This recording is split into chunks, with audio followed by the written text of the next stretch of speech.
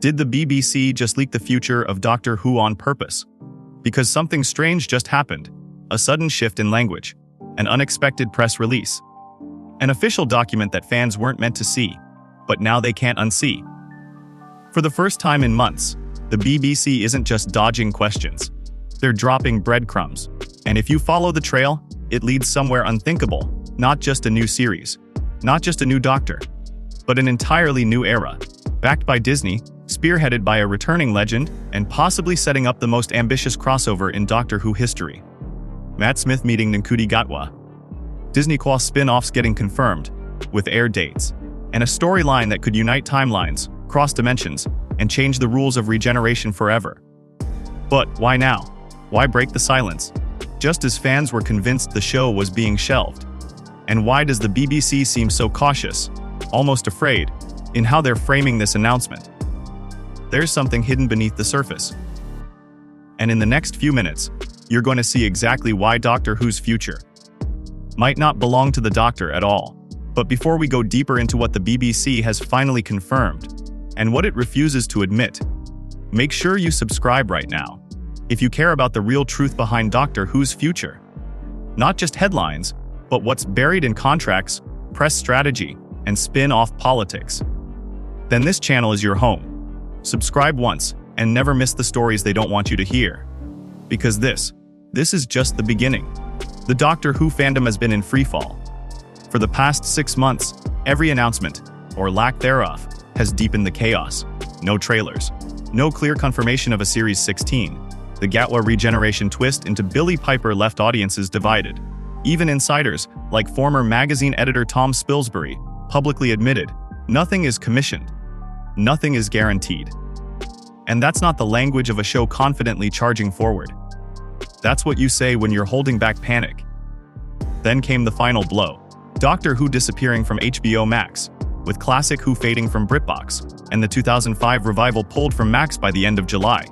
Fans were terrified that the show wasn't just being restructured, it was being erased, backdoor cancelled, quietly shelved, left in limbo.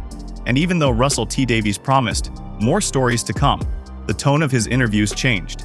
Vague language, nervous laughs, hints at new formats, and shared universe structures. But never once a simple confirmation, yes, the show is safe. Until now. Because this week, buried within a BBC Studios financial filing and quietly confirmed to broadcast now, came a single line that changed everything. Doctor Who will continue to be a key franchise, with development ongoing across core episodes and expanded IP under our global content strategy.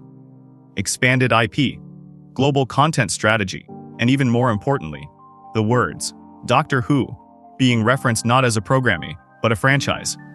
This wasn't an offhand remark. It was deliberate, and it confirms what some suspected all along. The next phase of Doctor Who is no longer centered on weekly episodes. It's about spin-offs, crossovers, and cinematic expansion. And this shift is already happening, whether fans realize it or not. So what exactly is being planned behind the scenes? And why is Disney suddenly back in the spotlight? Let's start with what just leaked.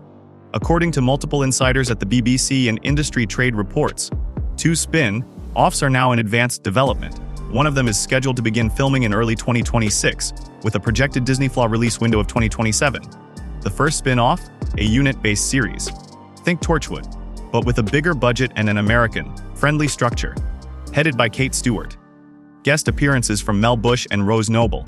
And possibly, a return for Ncuti Gatwa's Doctor, but not as the central figure. Instead, Gatwa's Doctor may appear across spin-offs, acting more like a Nick Fury figure, popping in, influencing events, but letting other characters lead their own shows. But here's where it gets really wild. The second spin-off, currently codenamed Team Ref Teef, is something else entirely. It's not set on Earth. It's not about Unite. It's not even about the current timeline. This project is rumored to focus on multiple incarnations of the Doctor, trapped across fractured dimensions caused by the B Generation event. And the cast. Leaked casting grids from production staff list 2 names next to each other under Doctor pairings. Smith Gatwa Matt Smith, and Ncuti Gatwa. Meeting, interacting, possibly regenerating into one another. The BBC hasn't confirmed this casting directly, but fans noticed something bizarre during the recent press Q&A. Matt Smith, when asked about Doctor Who, gave a sly smile and said, "I always say, never say never." And then, weirdest of all, Ncuti Gatwa liked the post. Why would he engage with that quote if he wasn't involved? Why would Disney Flu invest in a spin-off format that pairs doctors together? Unless the multiverse concept was expanding. Because here's the part they aren't saying directly. The future of Doctor Who might not be linear anymore. Not episode to episode, but arc to arc, dimension to dimension, doctor to doctor. And who benefits most from that kind of structure? Disney. Because that's how they build franchises. That's how they connect Star Wars.